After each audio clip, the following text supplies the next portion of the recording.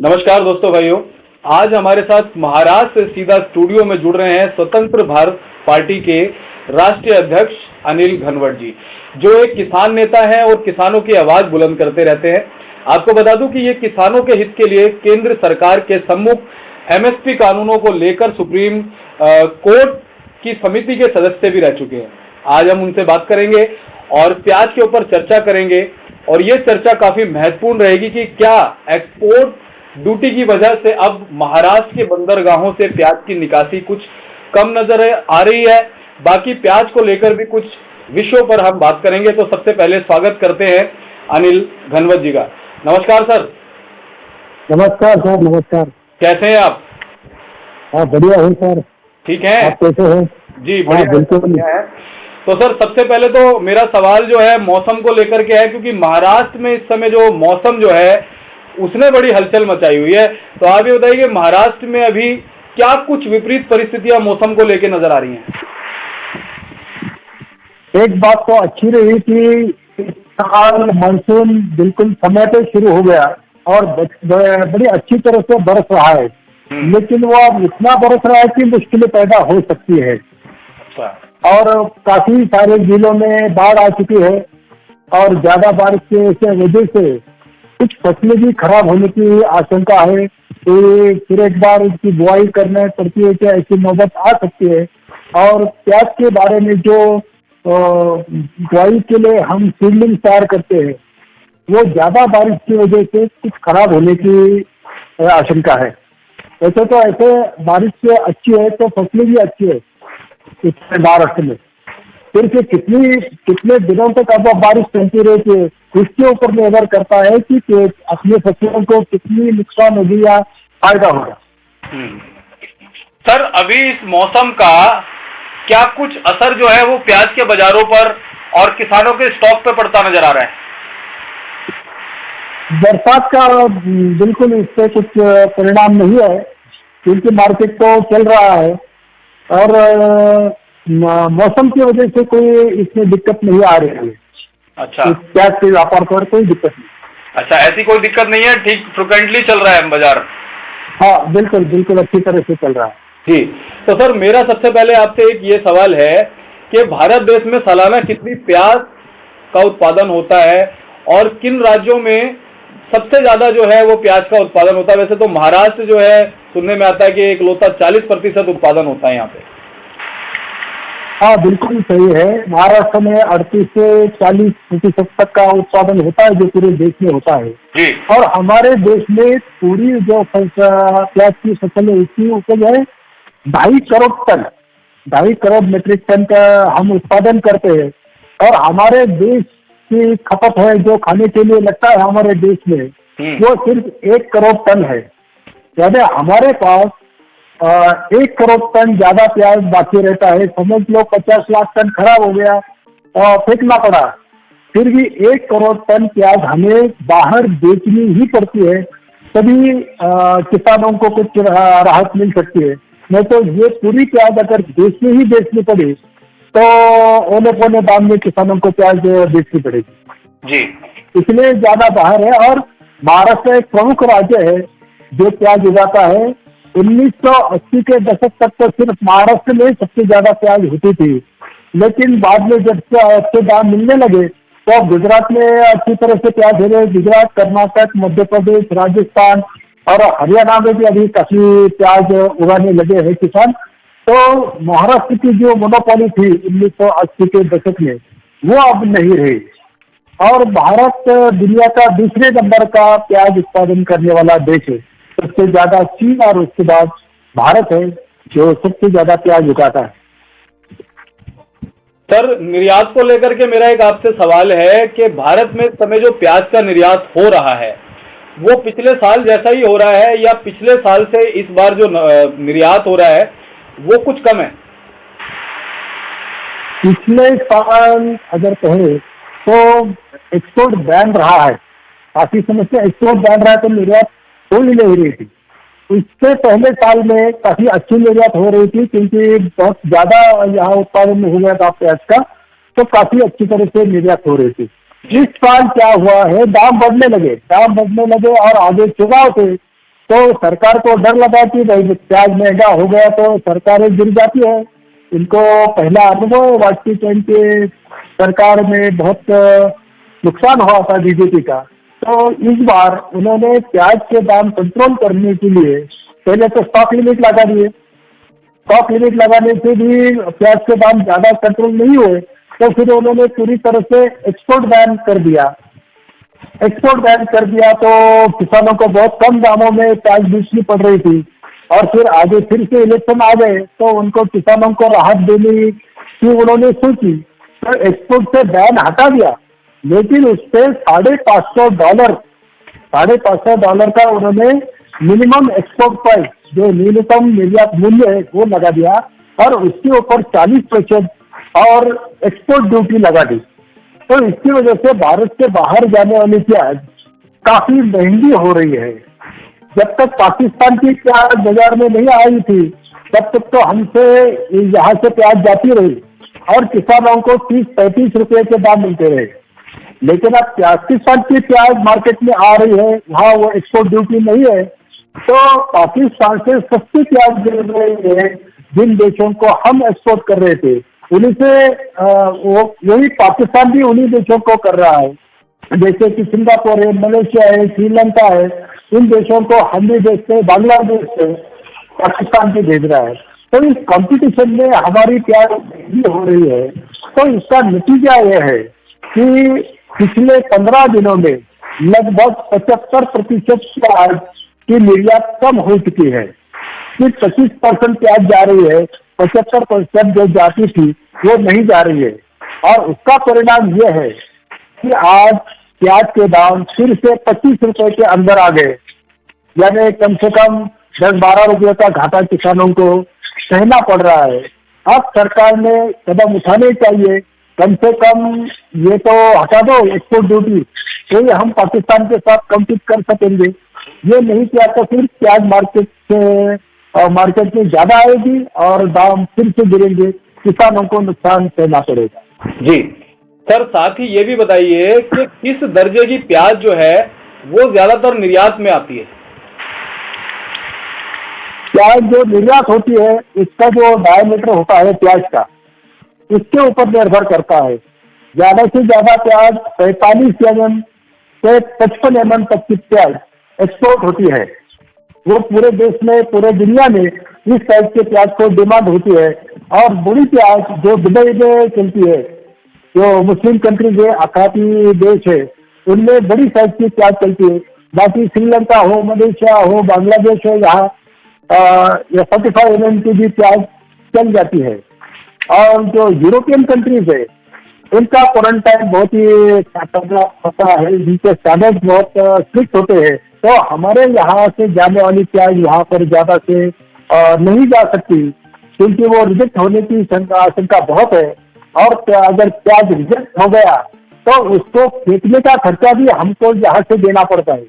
इसलिए हमारे व्यापारी यूरोप या बाकी विकसित देशों में अपनी प्याज ज्यादा बेचने की तकलीफ लेते नहीं है। और दूसरी बात यह है कि वहां से नजदीक वाले उत्तर की है, नीदरलैंड है, वो भी अच्छी तरह से प्याज उगाते हैं, तेल है, वहां से उनको मंगाना सस्ता पड़ता है। भारत से अगर भेजना है तो 1 महीने का वो सफर होता है समन्वय से बोट से प्याज लेके जाने का, और खर्चा भी बहुत बढ़ जाता है। यहाँ अगर गल्फ कंट्रीज में हमें भेजना है तो 5.5 लाख प्रति कंटेनर का खर्चा होता है, लेकिन अगर आपको यूरोपियन कंट्रीज में भेजना हो तो शायद दुगना खर्चा हो जाता है। तो ये व्यापारियों को मुनाफा नहीं देता करके हम यूरोपियन कंट्रीज में ज्यादा प्याज नहीं बेच रहे। जी सर, लेकिन इस साल प्याज का जो उत्पादन है वो कैसा आपको नजर आ रहा है पिछले साल के मुकाबले? पिछले साल के मुकाबले इस बार सोइंग ज्यादा है, 25% सोइंग ज्यादा हो चुकी है। और इसी तरह से मौसम अच्छा रहा, ज्यादा बारिश नहीं हुई और समय पे अगर बारिश होती रही तो इस बार 25-30% प्याज का उत्पादन बढ़ेगा, यानी 3 करोड़ टन तक हमारा उत्पादन इस साल जा सकता है जी। और ऐसे हालत में अगर उत्पादन बढ़ता है और एमएसपी नहीं हटी, अगर एक्सपोर्ट ड्यूटी नहीं हटी, तो ये पूरी प्याज अगर भारत में हमारे घरेलू बाजार में ही बेचने की नौबत आती है तो बहुत बड़ा नुकसान होता जी। लेकिन अनिल जी, एक बहुत महत्वपूर्ण बात ये भी कहीं ना कहीं सामने आ रही है कि क्या प्याज एक पॉलिटिकल क्रॉप बनता जा रहा है? क्या एक राजनीतिक फसल प्याज बन गई है? बिल्कुल बन चुका है, बिल्कुल बन चुका है। इस प्याज के दामों ने वाजपेयी जी को सरकार गिरा दी थी। बस ये मसला था कि महंगाई हुई तो जो विपक्ष के नेता होते हैं वो सड़कों पे आ जाते हैं और कहते हैं इतनी महंगाई हो गई, गरीब लोगों को प्याज नसीब नहीं हो रहा है। तो ये जो असंतोष तैयार हो जाता है उसको कम करने के लिए, प्याज के दाम गिराने के लिए सरकार कुछ न कुछ करती है। बिल्कुल। तो क्या करती है सरकार? सरकार पहले तो स्टॉक लिमिट लगा देती है। स्टॉक लिमिट लगाने से भी अगर प्याज के दाम गिरते नहीं तो फिर वो एक्सपोर्ट बैन लगा देती है। अगर एक्सपोर्ट बैन नहीं लगाती तो फिर एमईटी इससे भी अगर कंट्रोल नहीं हुई, क्योंकि अगर बहुत ज्यादा बारिश की वजह से प्याज खराब हो गई, फसल ही खराब हो गई तो सप्लाई कम होगी, सप्लाई कम होगी तो डिमांड बढ़ने से दाम बढ़ने ही वाले हैं। तो फिर सरकार व्यापारियों को धमकाती है। हमारे महाराष्ट्र के लासलगांव जो सबसे बड़ा मार्केट है इसका, वहाँ के व्यापारियों को सरकार ने आके आपके ऊपर आईटी की रेट डालेंगे, जीडी की रेट डालेंगे, इससे ज्यादा प्याज आप खरीदेंगे, ऐसे धमका के प्याज के दाम गिरा है। तो ये सब हथकंडे सरकार अपनाती रहती है। उसके बाद वो नाफेड से खरीदी करती है, एनसीसीएफ से स्टॉक करके रखती है। और ये नाफेड और एनसीसीएफ जो खरीद करती है वो जब दाम बढ़ने लगते हैं तो फिर वो दाम गिराने के लिए उनके पास जो सस्ता वाला प्याज होता है वो मार्केट में डाल के फिर से दाम गिराए जाते हैं। तो ये सब किया जाता है। इसलिए सत्ता में इसको खुद से सत्ता में आना है, चुनाव जीतने हैं और चुनाव जीतने के लिए महंगाई कम करने के नाम पर ये सब रिस्ट्रिक्शंस लगाए जाते हैं और इन रिस्ट्रिक्शंस की वजह से प्याज के दाम गिर जाते हैं और किसानों को ये सब नुकसान भुगतना पड़ता है। जी। लेकिन अनिल जी, ये प्याज का मुद्दा क्या सरकार खत्म नहीं कर सकती? कुछ ऐसा नहीं हो सकता कि भाई ये जो परेशानियां प्याज को लेकर के होती हैं इसके लिए कोई ऐसे नियम बन जाए, कोई ऐसी चीजें इस तरह के पैरामीटर बन जाए कि परेशानी जो है वो समाप्त हो जाए? अब बिल्कुल समाप्त हो सकती है।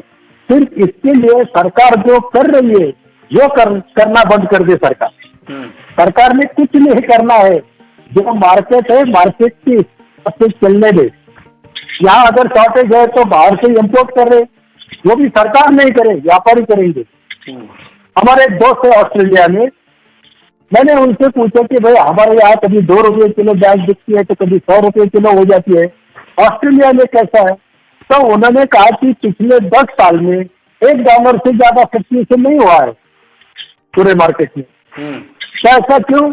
तो वो कहते हैं कि हमारे मार्केट के जो व्यापारी है उनका ये ध्यान रहता है कि किस सीजन में कब होगा, कब ज्यादा होगा, कितना इम्पोर्ट करना है, कितना स्टॉक करना है, तो उसके हिसाब से वो पर्याप्त मात्रा में अपना स्टॉक बकाया रखते हैं। लेकिन भारत में सरकार सब कर रही है, तो सरकार जब चाहे कंट्रोल कर देती है, जब चाहे एक्सपोर्ट बैन लगा देती है, इम्पोर्ट करके यहाँ के दाम गिराने की कोशिश करती है। तो ये सब जो सरकार करती है वो सरकार ना करे। अगर मार्केट को मार्केट के हिसाब से चलने दिया जाए तो वो उपभोक्ताओं को भी सही दाम में प्याज मिलेगा, किसानों को भी अच्छे दाम मिलेंगे और व्यापारियों को भी उनका पर्याप्त मुनाफा मिल सकता है। सर, महाराष्ट्र के नासिक सहित 4 जिलों से ये खबर आ रही है कि वहां पर प्याज महाबैंक बनने की खबरें हैं और परमाणु ऊर्जा से प्याज बचाने की तैयारी है। ऐसे में क्या प्याज को संरक्षित करके रखा जा सकता है? क्या इससे कुछ फायदा होगा? हाँ, परमाणु यानी रेडिएशन करके प्याज को सुरक्षित रखा जा सकता है, लेकिन उससे भी और कुछ शंका है इसके बारे में। ये क्या रेडिएशन का हमारे जो मनुष्य प्राणी है इसके आरोग्य के लिए कुछ हानि है नहीं है, इसके बारे में अभी भी संशोधन होना जरूरी है। लेकिन आजकल जो आ गए हैं ऑर्डिनेंस स्टोरेज, इसमें काफी उन्नति हो गई है और ऐसे सेंसर्स आ गए कि शुरुआत के दौरान में जहाँ भी प्याज खराब होने लगती है, जब प्याज खराब होती है तो एक पर्टिकुलर गैस इससे इमिट होता है, वो गैस सेंस करने वाले सेंसर लगाए जाते हैं, और जहाँ वो सेंसर डिटेक्ट करता है कि यहाँ प्याज खराब होने लगी है, तो किसान उतना वो खोल के वो खराब हुई प्याज निकाल के फिर से बंद कर देता है।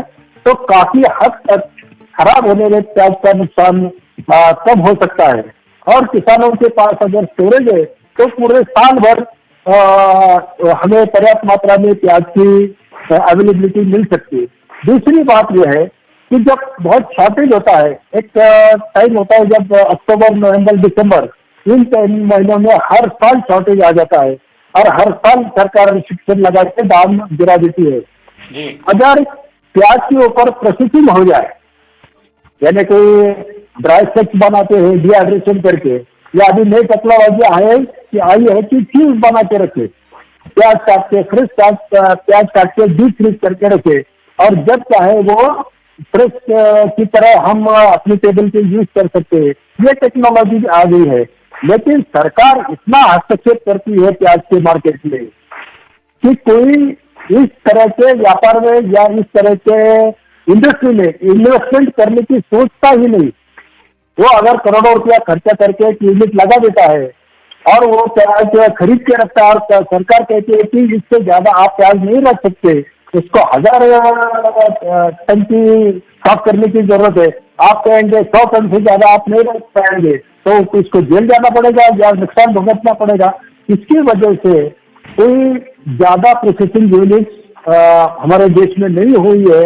महाराष्ट्र में 1-2 है और गुजरात में कुछ है, नहीं तो ज्यादा प्रोसेसिंग यूनिट नहीं है। अगर प्रोसेसिंग यूनिट पर्याप्त मात्रा में हो जाती है तो जब भी प्याज के दाम बढ़ने लगता है तो ये जो स्टॉक में होता है ये मार्केट में आ जाता है और फिर से बैलेंस हो जाता है।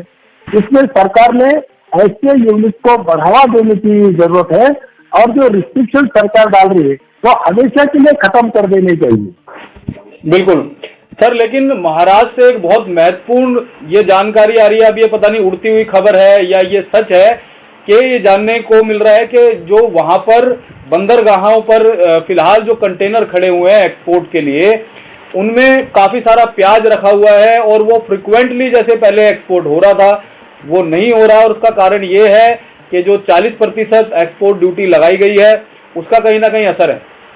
क्या ऐसा है क्या?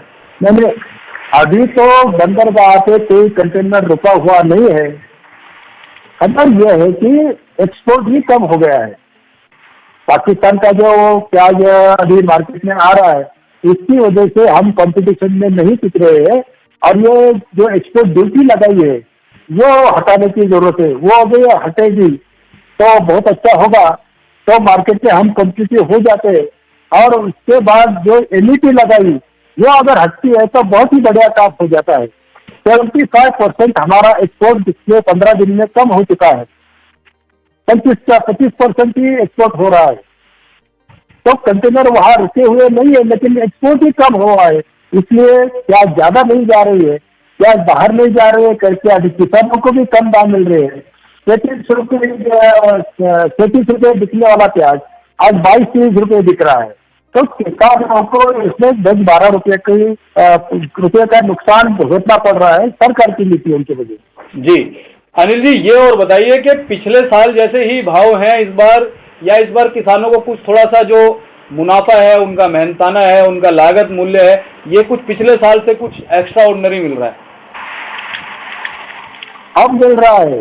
जब से सरकार ने ये एक्सपोर्ट खुला कर दिया, चाहे उसमें एक्सपोर्ट ड्यूटी हो या एमईपी हो, लेकिन प्याज बाहर जा रही थी तो अच्छे दाम मिल रहे थे। किसानों को 25 रुपए से ज्यादा अगर दाम मिलते हैं तो वो खुश है।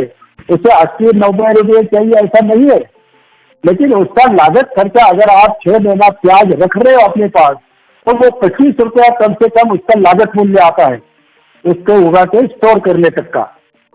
और अगर आप 22 और 30 रुपए से बेचने पे मजबूर कर रहे हो तो उसको घाटा हो रहा है। तो इसलिए सरकार ने ये खुला कर देना चाहिए हमेशा के लिए। ये किसानों के बलबूते पे आप महंगाई कम करने जा रहे हैं, उपभोक्ताओं को सस्ता खाना चाहिए तो गवर्नमेंट उनको कुछ सब्सिडाइज करे। किसानों की जेब में हाथ क्यों डाल रही है सरकार? तो ये बहुत बड़ा सवाल है कि सरकार सिर्फ चुनाव जीतने के लिए, कोई भी पार्टी सत्ता में हो, चुनाव जीतने के लिए इस तरह के हथकंडे अपनाती है। ये बंद कर देना चाहिए। किसान भी अपना व्यवसाय करता है, वो उसमें पैसा लगाता है, उसको दो पैसे मिले तो वो अपने बच्चों को पाल सकता है, अच्छी शिक्षा दे सकता है, या उससे जो कर्जा ले है तो वो कर्जा चुका सकता है। सरकार की नीतियों के वजह से आज किसानों के ऊपर कर्जा है।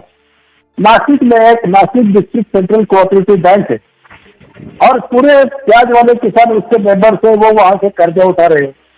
इन किसानों के ऊपर इस बैंक का 1150 करोड़ रुपए का बकाया है और पिछले साल